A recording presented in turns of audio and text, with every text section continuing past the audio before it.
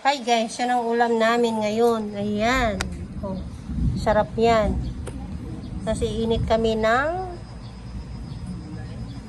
Hi guys, ayan. First time namin nagluto ni Irene dito sa Price House. Ang luto pa namin pagbansang... Yan. Ano namin to guys?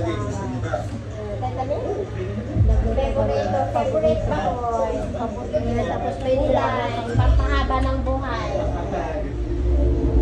Sarap yan. So, yeah guys. Hi guys, ayan ang aming nilagang kamote. Ayan, tapos may okra. Pipino kami. Tapos may talong kami at okra. Ayan.